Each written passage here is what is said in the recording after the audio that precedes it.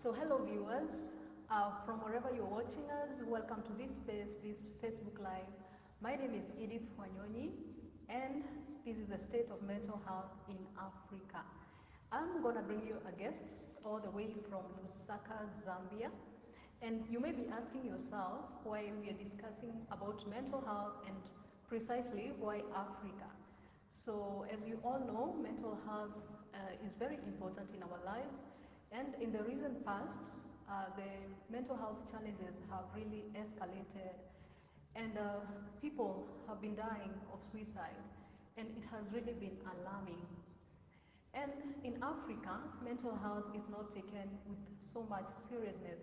And speaking about mental health is almost like a taboo. So people are afraid of speaking about mental health. They are afraid of asking for help because they do not want to be stigmatized. So in my show today, I'm bringing you Victoria Mupinde all the way from Lusaka, Zambia, and we will be discussing about the state of mental health in Africa and most precisely in Zambia. So Victoria Mupinde is an ambitious social worker, a certified mental health advocate and therapist. She has devoted her service to raising awareness on mental health by promoting emotional intelligence. She is the mastermind of Emotional Management Masterclass, which has been held for 2 seasons with subscribers all over Africa. The first ever mental health screening, which was held in collaboration with the Ministry of Health in May. She puts community service at the heart of her practice. That's a very rich profile there of Victoria Mupinde. Thank you very much, Victoria Mupinde, for joining us this afternoon. I'm so delighted and feel very honored for accepting my request. We all know that mental health is very important right now in our lives, and I'm so excited because of what you're doing in your country, creating mental health awareness, and not only in your country but in Africa as well. So I would like you to tell us why you have dedicated your life to helping people with mental health. Welcome. Thank you so much for having me. I'm really excited to talk about something I'm passionate about. So this is a question I get always, why mental health? Mm-hmm. Um, for me, mental health comes from personal experience and also a community experience I've been through. Having been a youth leader in my local church for the past 5 years, I've discovered Mm-hmm. that what stops an individual from progressing is not really their intellect, but it's their emotional capabilities.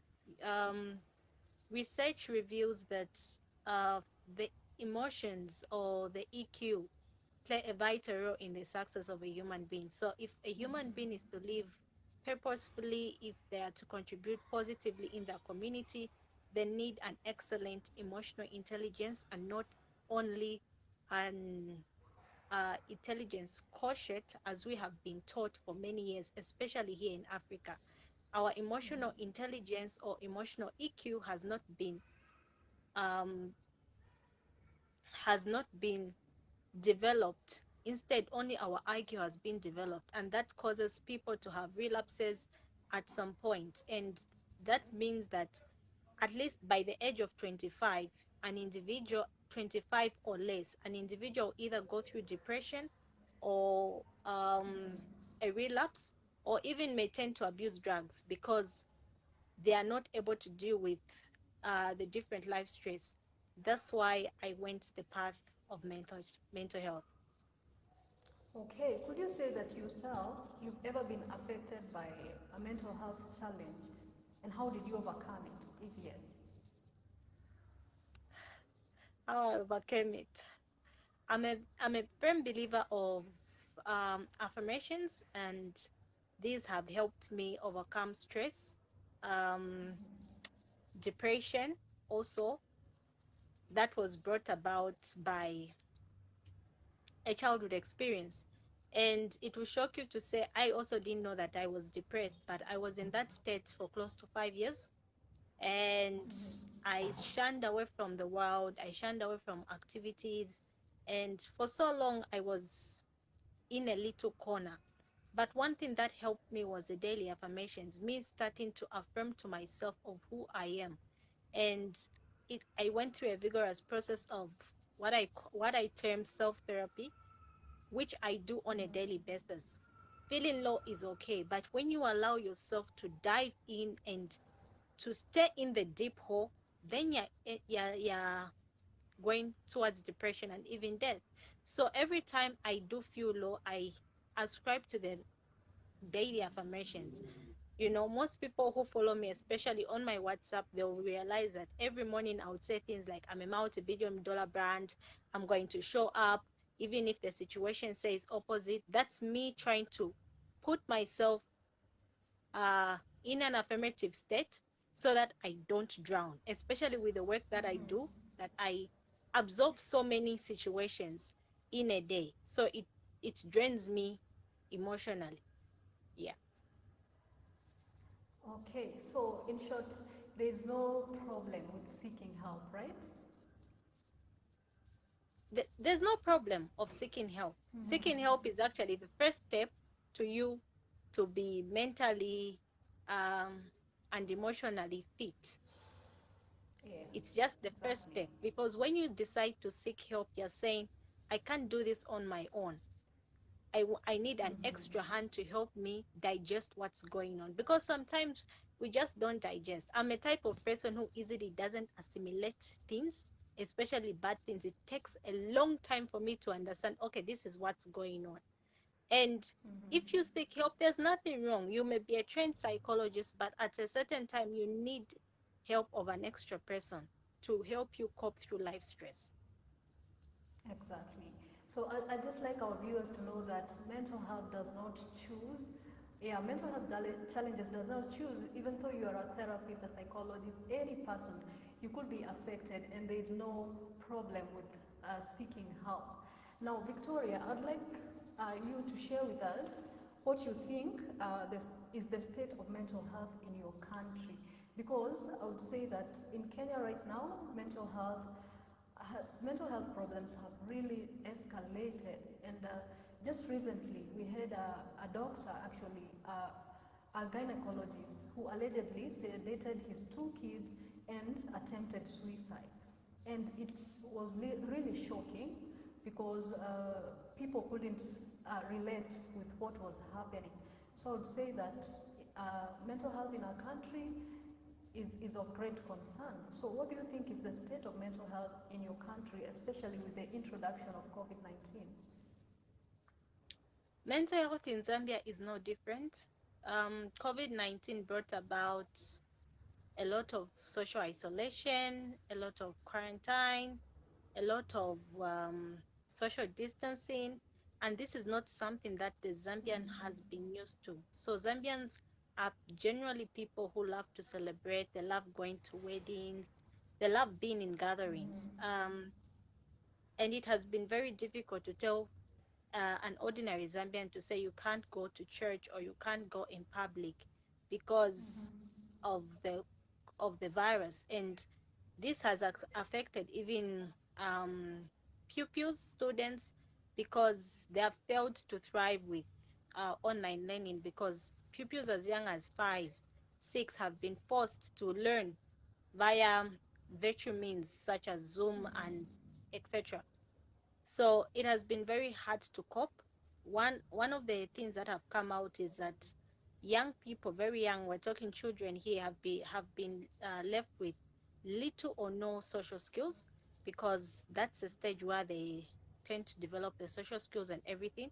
And academically, teachers report to say they are not performing as good as they would perform, especially with the past term that they spent most of the time home, and when they reopened they were told you have to sit for exams.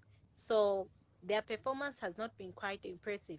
Another thing we have seen here in Zambia is alcohol abuse and drug addiction has been on the rise.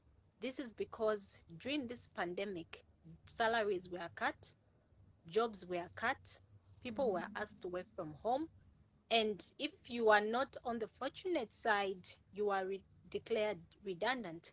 So this is a situation where you can't conduct business normally, you can't be in the marketplace, you can't work normally. Restaurants, bars, and all these uh, um, SMEs were literally closed because of the COVID-19 restrictions. So we saw a place where young people don't have jobs, they are jobless, and now they tend to alcohol abuse. Another thing that I noticed was that suicide also was on the rise. In Material constituency, for example, in one household, about five people who were committing suicide. So in that area, every like every household records at least one person who commits suicide. So this will just tell you how bad it is. And these people would commit suicide in a space of 6 to 8 weeks. Mm-hmm. So these people range from female to male, but I wouldn't say the rate of male to female which was higher. I would equalize the state because both genders faced emotional stress that they couldn't deal with. Okay, and what is the government doing about that? Wow.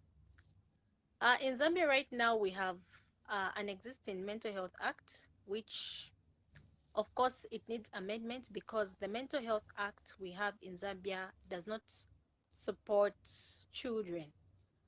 So it supports older Mm-hmm. people and the rest of the age groups, but children are excluded from this act.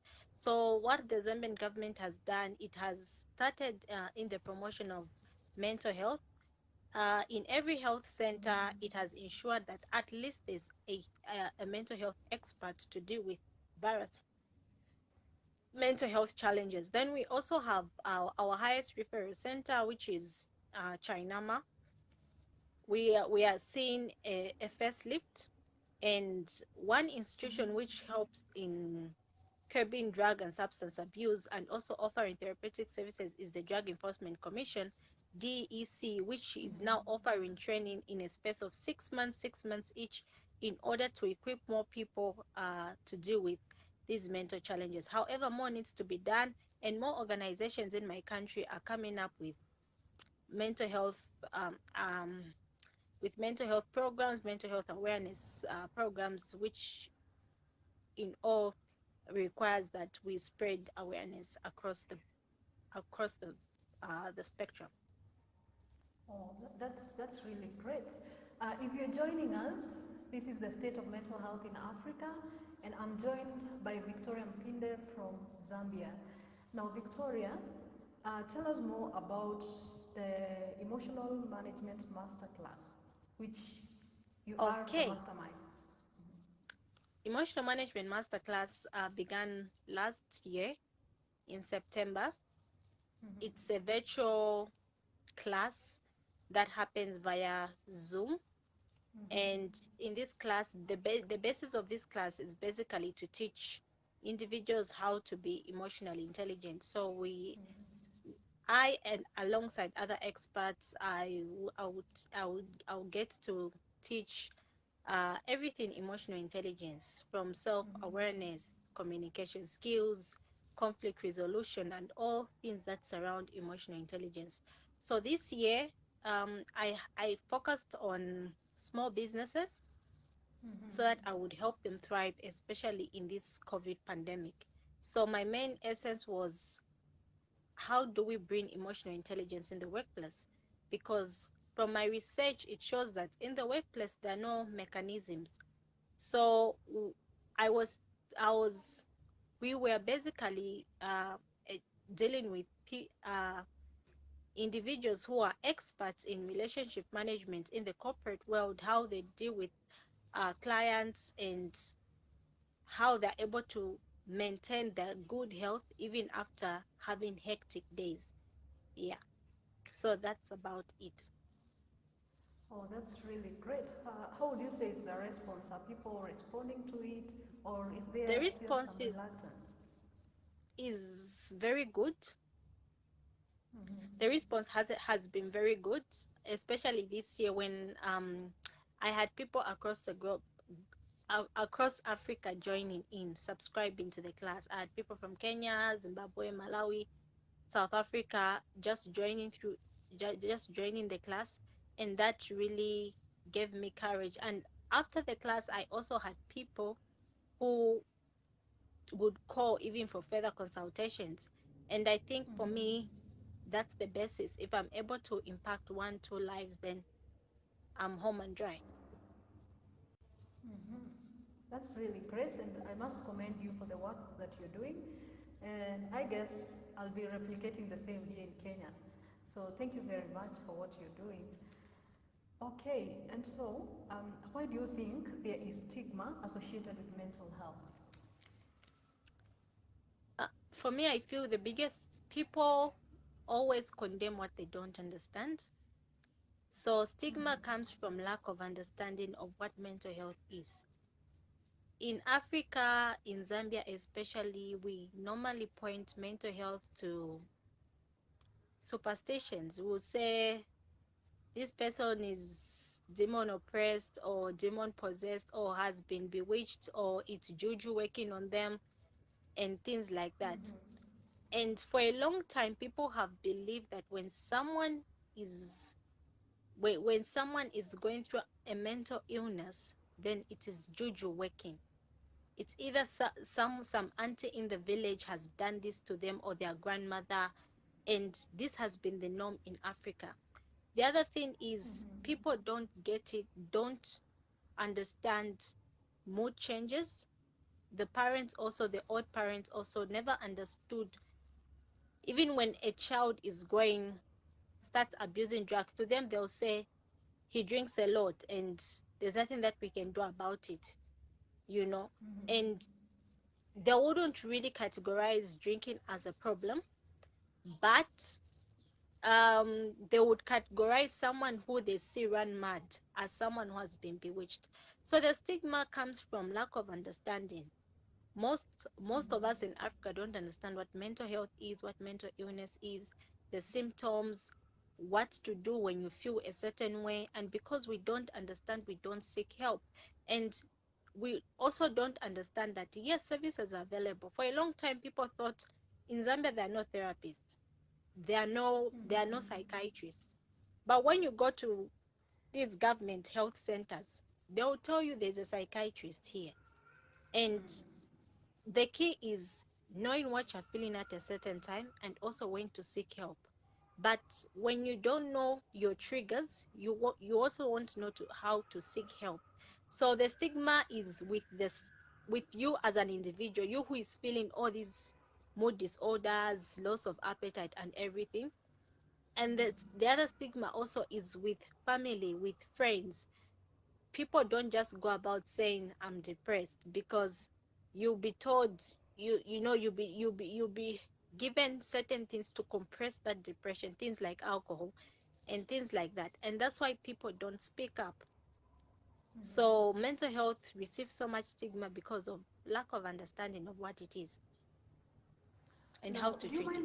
do you mind shedding some light on what are some of the causes of mental health problems, just for people to understand? Yeah. Mental health is vast. So causes of mental illness ranges from biological, social, and economical, and also psychological. So biological, we have innate innate problems, things that individuals are born with at birth. Things like eating disorders. People can't feel comfortable to eat in public. It's either they binge eat or they under eat. And we also have social problems which are caused by the environment that where one is brought up.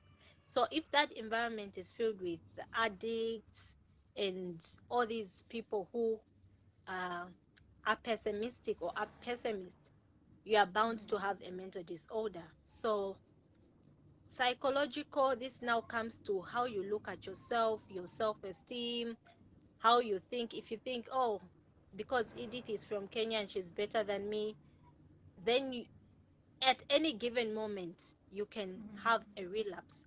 Then when we look at the economic factors which play a major role, by the way, in Africa, we look at jobs, we look at employment, we look at empowerment, we look at education opportunities, you know, we look at all those things, and we need to set this on record, is that most African countries are known for corruption. So most young people think only certain people deserve these opportunities. Even if I go for this opportunity, because I come from a lower background, I may not get it. So those are roughly, on average, generally are issues that cause mental illnesses. Thank you very much. If you've joined us or if you're watching us and you have a question, please just type it there. You can also type where you're watching us from as we continue with the state of mental health in Africa. So my next question is, what advice would you give to people who are afraid or embarrassed of getting help? Well, I'll say this. Help starts from seeking help. It starts from you, and acceptance does not always mean that you're conceding defeat. Acceptance means you are acknowledging that yes, there's a problem. And many times, even as a therapist, people have come to me, I have so and so, and I think they're going through a grip hole and they need help. My answer is always, I can't help them if they don't acknowledge they need help. So it starts with you. You need to acknowledge that yes, you are in a deep hole and you need help. And you don't need to be afraid. You don't need to conceal or hide whatever you are feeling, because help is indeed available. Yeah, sure. Help is available. I mean, if you have a problem, just seek help. Don't mind what other people will say. Don't mind about the stigma that's around. Because after all, it's about your health, it's about your mental health. And as the saying goes, there is no health without mental health. So seeking help is the first step to healing. Yeah. So Victoria, what strategies do you think the government of Zambia can put in place to alleviate mental health?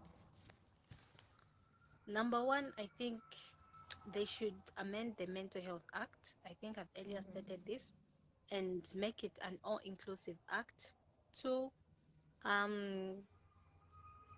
we need to introduce emotional intelligence in schools, and strengthen the guidance and counseling office, which is in schools. Guidance and counseling is in every school, I believe, but it's non-active. So we can strengthen that department by getting trained personnel to be in that, to help our kids go through school life, get through different circumstances, get through failing an exam, failing a test, and all these things. Number three, I believe we need a facelift to the highest referral center, Chinama. Chinama is known for people who are mad, but we need a facelift. We need to make sure that that place has a total change and a facelift. And of course, we need to normalize the same way we normalize TB screening, cervical cancer screening. Is the same way we need to normalize mental health screening, because when we have regular mental health screening, it means the general populace will be able to seek help on time before we lose them. Exactly. Thank you very much for those strategies. Actually, I believe if the government is able to put in place those strategies, we will have solved so many mental health problems, and not only in Zambia but across the world as well. Yeah, so the Mental Health Day is coming up, October 10th, where we commemorate the World Mental Health Day. What words do you have towards that day, or for people towards that day? The theme this year is mental health in an equal world, I believe. So Mm-hmm. inequality is everywhere. We have got gender inequality, social inequalities, economic inequalities, and inequalities are just everywhere. So my words are: know who you are. Number one, be self-aware of who you are, what you can accept as an individual, and what you can't accept. Your peace is very important going forward past the World Mental Health Day on October 10. Number two, when you are self-aware of who you are going to believe. You need to understand that the only bridge between you and your success is your mindset. So when you are self-aware of what you can accept, you're going to have the right thoughts, and those right thoughts are going to in turn produce results. They'll be result oriented. So if you're not self-aware of yourself, everyone will push you around. They'll throw back garbage at you. It will be like you'll just be a trash can. But and when that trash can is full, you have a relapse. So know your limits in the workspace. Know what you can take. You know your limits. Have boundaries in your personal life, and most of all, have a high self-esteem. There can only be one Edith and one Victoria. Know yourself and know your capabilities and explore them. And by that will be building a good mental health network, a good mental health system rather administers inequalities. Mhm. Thank you very much. You talked about the workplace, and I've just remembered that we have so much toxic people at the workplace, in our churches. What would you advise people about that? Is it okay to just sit in toxic places, or what should they do about that? Okay, so I would say what I said a couple of weeks ago. Your peace is very important.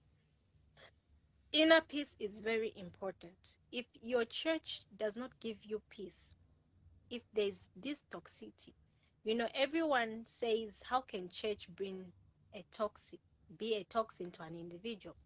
There's slander in the church, there is gossip, there is a lot of abuse, emotional, mental abuse that goes on right in the house of God, which is the church. So if that place cannot give you peace, if you feel they are bringing toxins, or you feel burdened, or you feel drained each time you're in the church, leave the church. It's okay to take a break from church and to pray home. It's okay to leave, because after all, what we are looking for is your peace.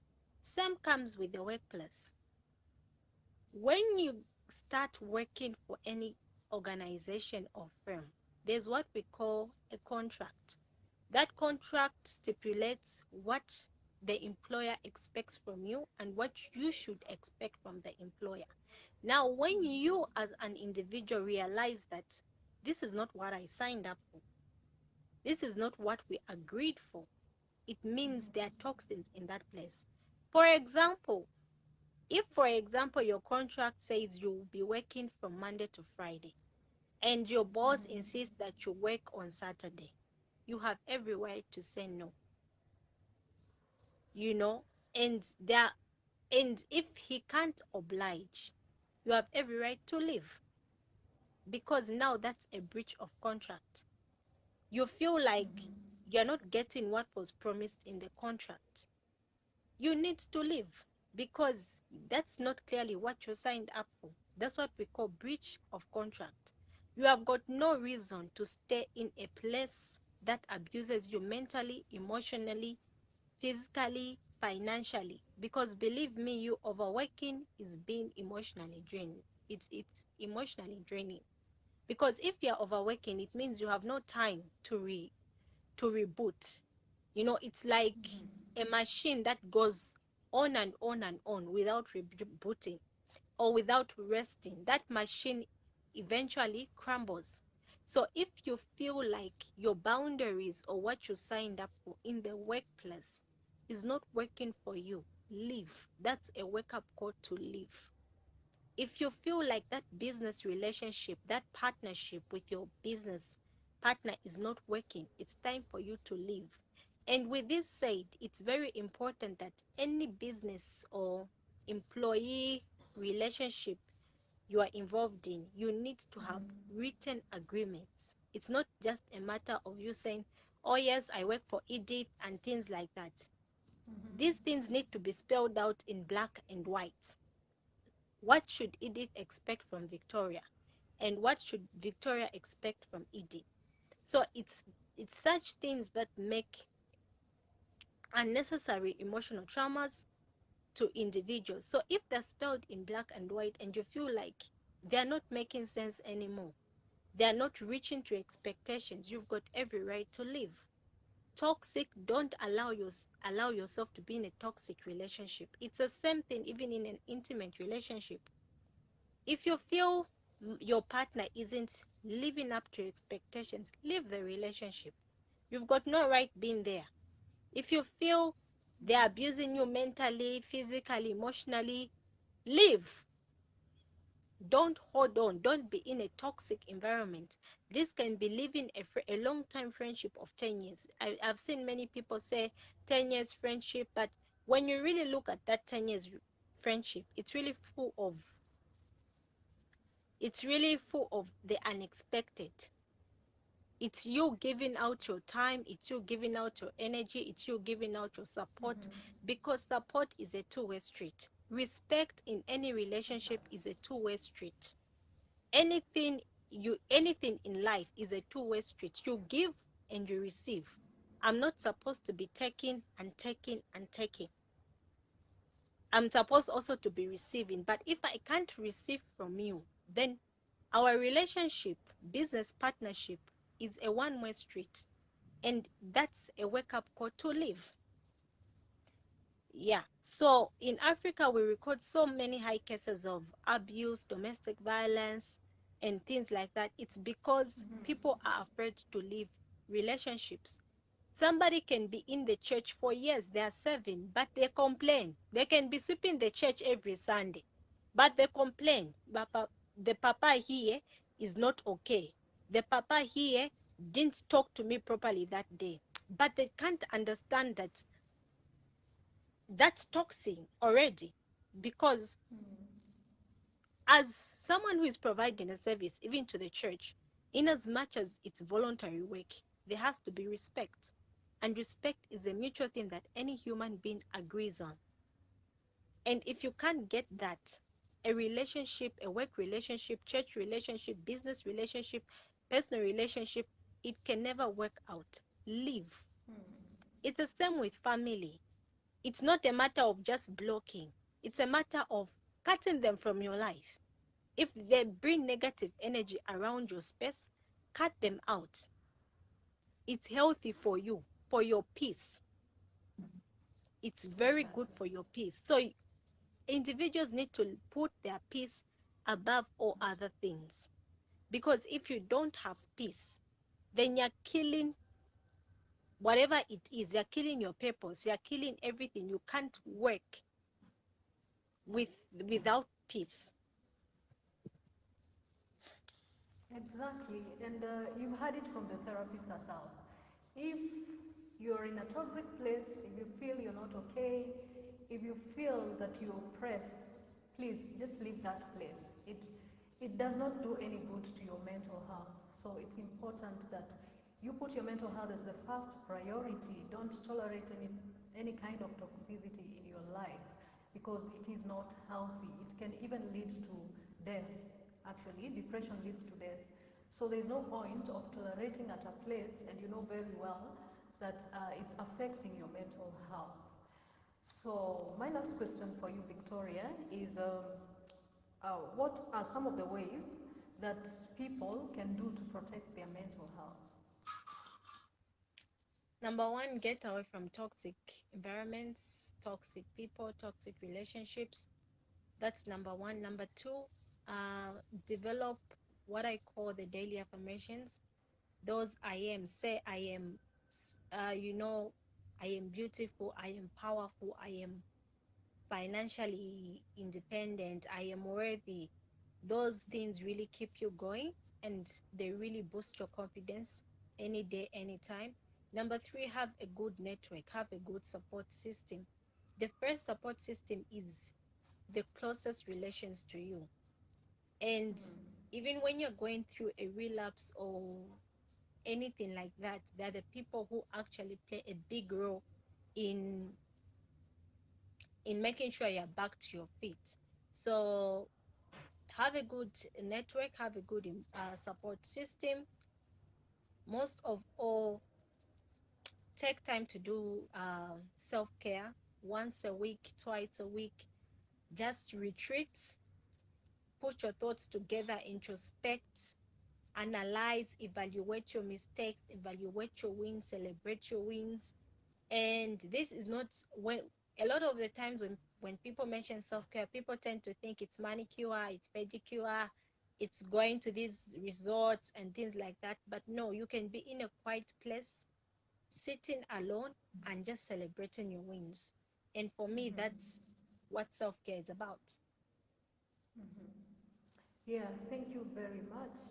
And just to mention that mental health challenges are real, depression is real. So don't sit down and not seek help. Please seek help. If you start noticing signs of depression, seek help. You know, sometimes even things that we take as normal, just like taking a shower, getting out of bed, can really be a struggle if you're going through mental health challenges. So it's very important that you seek help before it's too late. Thank you very much, Victoria Mupinde, for joining us today. It has really been an insightful session, and I personally have learned a lot, and I believe that our viewers too have learned. Thank you very much. You are such an asset to this world and a blessing as well. We need people like you, especially during this time of the pandemic where people are sad and they are indoors, they don't know exactly where to go. But if they find people like you, people they can turn to, it's such a great blessing and such a great honor. So I'm so grateful to have you today. And I believe that I'll see you elsewhere. I know I'll have a chat with you later. So thank you very much. And thank you very much, viewers, for watching us. I've been your host, Edith Wanyoni. And until next time, bye bye. Bye. Thank you for having me.